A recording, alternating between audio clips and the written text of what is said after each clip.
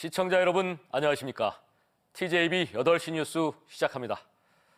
탄핵 사태가 길어지면서 경제적 불확실성도 확대돼 서민 경제가 무너져 내리고 있습니다. 기업의 구조조정 여파로 실업급여 신청자가 급증하는가 하면 급여를 떼이는 영세 노동자들의 임금체불도 눈덩이처럼 불어나고 있습니다. 여기에 카드 연체 등으로 신용등급이 하락하는 사람도 속출하고 있는데요. 이 때문에 생계를 위해서 사업용 차량을 구매해야 되는데 대출길이 막혀 막막한 처지에 놓인 서민들도 적지 않습니다. 박범식 기자의 보도입니다. 실업급여 상담 창구, 구조조정으로 일자리를 잃거나 회사가 부도나는 등 저마다 사정으로 실업급여를 신청하러 온 사람들로 빈자리를 찾기 힘듭니다. 실제로 최근 대전 지역의 실업급여 수급 신청제는 하루 평균 370여 명으로 평소보다 2배 넘게 급증했습니다. 요즘 같은 경우에는 하루에 거의 370여 명 가까이 신청하러 오기 때문에 상당히 많이 붐비고 업무 처리에 애로사항을 겪고 있습니다. 이른 설 연휴가 2주 앞으로 다가온 가운데 중소기업들이 자금 조달에 어려움을 겪으면서 밀린 임금을 받지 못하는 근로자들도 늘고 있습니다. 지난해 대전, 세종, 충남 지역의 임금체불액 규모는 1,204억 원으로 지난 2022년에 비해 1.5배 넘게 늘었습니다. 업종별로는 환율과 금리 상승 직격탄을 맞은 제조업과 건설업에서 가장 많은 임금체불이 발생했습니다. 실업과 임금체불 등으로 주머니 사정이 빠듯해진 서민들의 신용카드 연체가 늘면서 대출 문턱도 점점 높아지고 있습니다. 대전의 한 중고차 매매단지, 개인 신용등급 하락으로 대출 승인이 거절되면서 생계를 위한 트럭 등 사업용 차량을 구매하러 왔다 발길을 돌리는 사람이 부지기수입니다. 지난주에 오시는 분도 경차든 화물차든 할부 한도가 안 되고 승인이 안 되다 보니까 왔다가 다시 되돌아가시는, 그냥 차는 보러 와서 마음에 들어서 차는 살려고 하는데 이게 캐피탈 때문에 막혀버리니까. 전문가들은 정치적 불확실성이 해소되지 않는 한 정부가 내놓는 민생경제 활성화 대책들이 효과를 내기 어려운 상황이라고 입을 모읍니다. 여러 가지 경제 불확실성이 이렇게 현실로 나타난 겁니다. 잠재 성장률이 지켜질 수 있도록 좀 불확실성을 좀 줄여주고 정치 집단들이 조금 근신하고 거리를 두는 게 좋겠다. 정치적 불확실성이 장기화되면서 서민 경제가 벼랑 끝으로 내몰리고 있는 가운데 서민들의 피부에 와닿는 현실적인 경기 부양책 마련이 절실해지고 있습니다. TJB 박범식입니다. 37명이 탑승한 채 지난달 30일 서산 고파도 인근 해상에서 전복돼 현재까지 5명의 사망 실종자가 발생한 83톤급 서해호 인양 작업이 시작됐습니다. 태안해경 등 당국은 50대 실종자 1명에 대한 수색 작업을 이어가는 한편 합동 감식 등을 통해 사고 원인 규명에도 나설 계획입니다. 당국은 보름째 해경 함정 11척과 민간 어석 5척, 드론 10대, 인력 300여 명을 투입해 수색 작업을 벌이고 있습니다. 제자리 걸음을 하던 국회 세종의사당 건립이 가속도가 붙기 시작했습니다. 핵심 사안이던 전체 사업비가 대략 결정돼 정부와 협의에 들어갔고 국회와 대통령 집무실 설계 일정도 나와서 윤곽이 잡히고 있습니다. 이참에 국회와 대통령실의 완전 이전도 추진해 번듯한 행정수도로 만들자는 목소리도 힘을 얻고 있습니다. 이수복 기자입니다. 지난해 9월 출범한 국회 세종의사당 건립위원회가 국민 의견이 반영된 국회를 건립하기 위해 토론회를 마련했습니다. 지금까지 15차례 내부회의를 통해 결정된 사업비 규모는 국회 건립비 6조 원, 대통령 제2집무실 7천억 원, 국가상징구역까지 8조 원대로 잡혔습니다.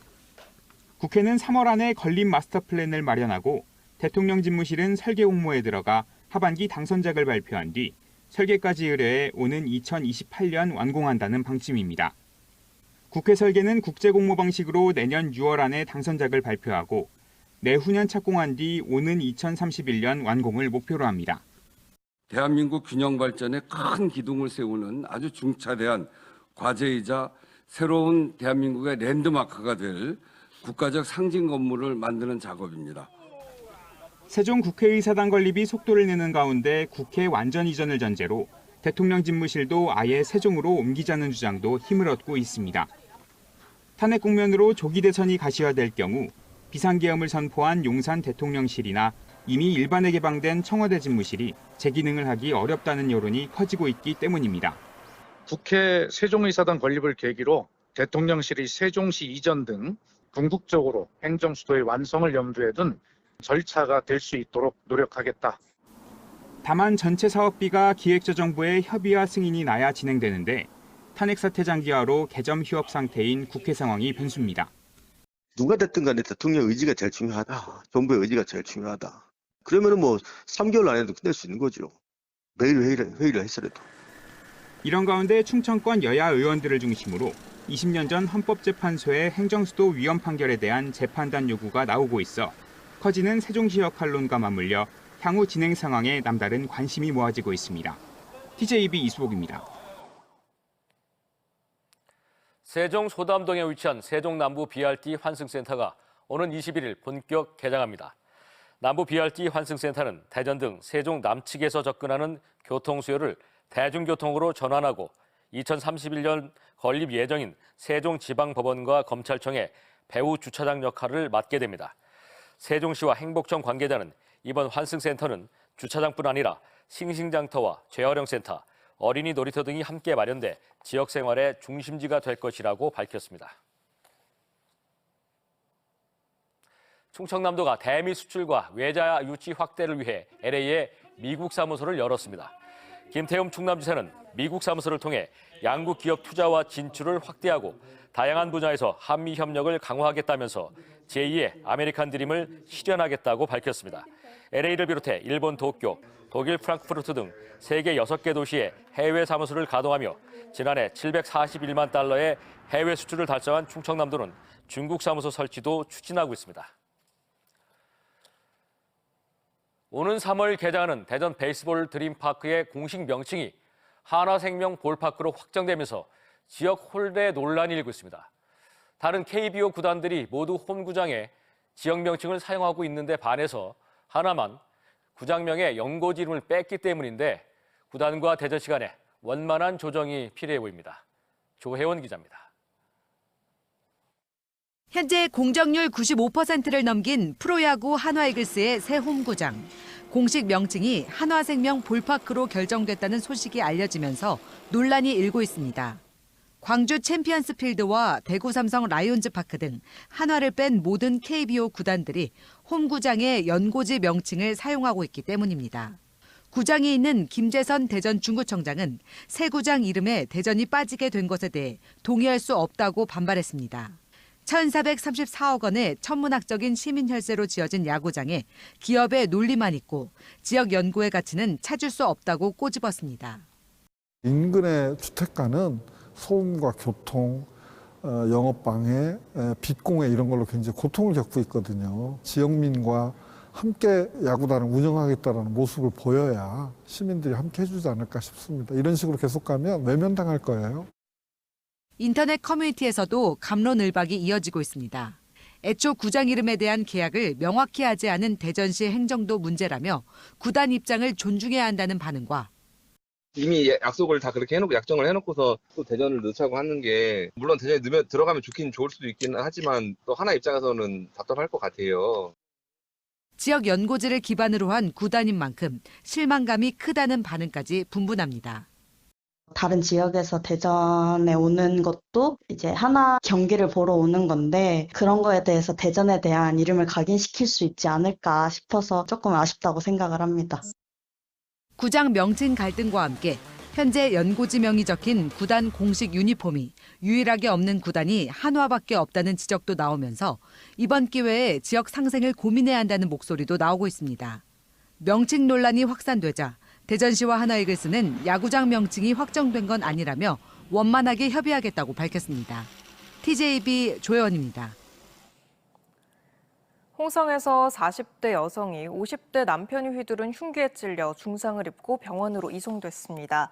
어젯밤 10시 20분쯤 홍성 광천읍의 한 집안에서 남편이 휘두른 흉기에 배와 허벅지 등을 찔린 40대 A씨가 크게 다쳐 병원으로 옮겨졌습니다. A씨는 이송 당시 의식이 있었던 상태로 전해졌으며 경찰은 정확한 경위를 파악하는 한편 현행범으로 체포한 A씨 남편에 대해선 살인 미수 혐의로 구속영장을 신청할 예정입니다. 대전고법 형사 3부는 지난해 4월 서산에서 음주운전을 하다 음주 단속을 하는 경찰을 차로 쳐 전치 2주의 상해를 입힌 혐의로 기소된 60대 A씨에게 징역 2년에 집행유예 3년을 선고한 원심을 유지했습니다.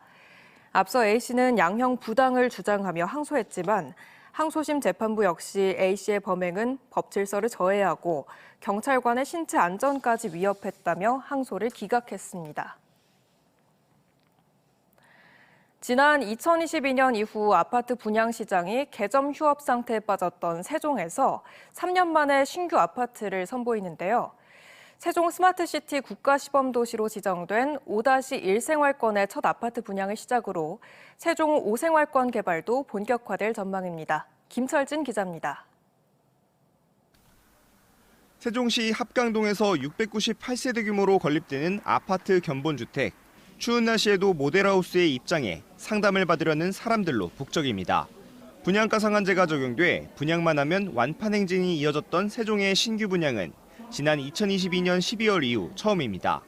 개발 호재가 많은 5-1 생활권의 첫 번째 분양단지로 기존 생활권보다 KTX 오송역과 제2경부고속도로 등 교통 접근성이 뛰어나다는 평가입니다. 행정수도 완성을 향해 달려가는 세종시에 3년 만에 공급되는 아파트로 기대감이 매우 큰 단지입니다.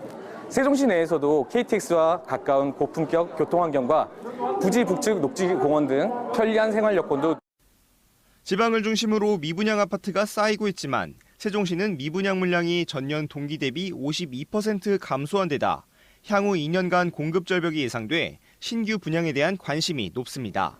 인근 대전의 평당 최고 분양가가 2천만 원을 돌파한 상황에서 세종은 분양가 상한제가 적용됩니다.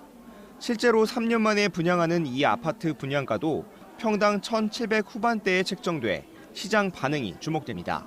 한편 권역 내에서 이뤄지는 첫 번째 민간 아파트 분양으로 세종 5생활권 개발에도 속도가 붙을 것으로 기대됩니다. 세종 5생활권은 스마트시티 국가시범도시로 선정돼 자율주행과 디지털 트윈 등 각종 첨단 기술을 접목한 도시로 개발이 추진되고 있습니다. 더불어 39만 명 선에 머물러 있는 세종시 인구 규모도 5생활권 개발과 함께 한 단계 도약할 수 있을 전망입니다.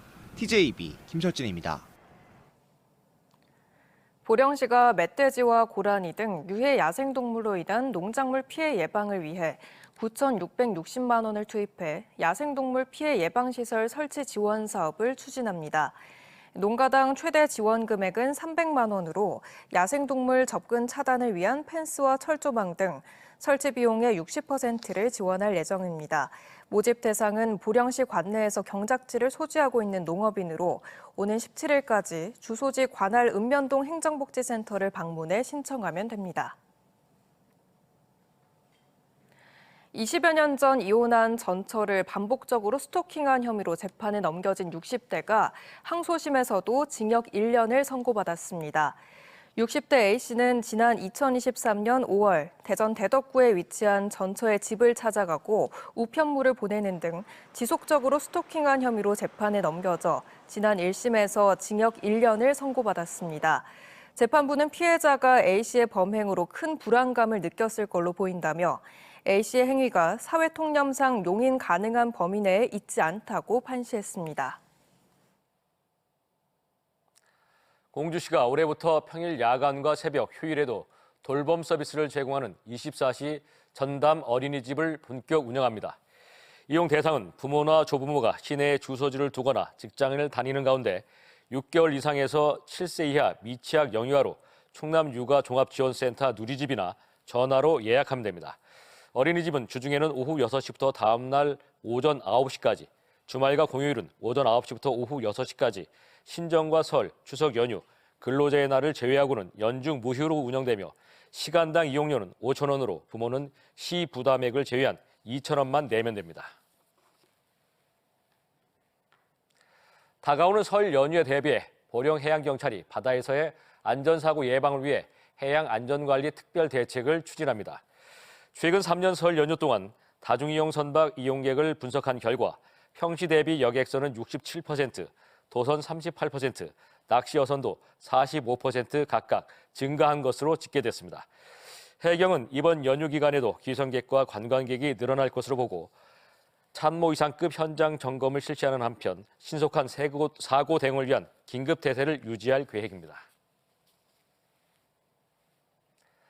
대전시립연정국악원은 방학을 맞은 초중학생에게 전통악기 체험 기회를 제공하기 위한 겨울방학 국악 강습을 진행합니다. 프로그램은 오는 24일까지 2주간 평일 매일 90분씩 진행되며 오전에는 전래 동요와 민요, 해금 강습을 하고 오후에는 단소와 가야금 수업을 진행합니다.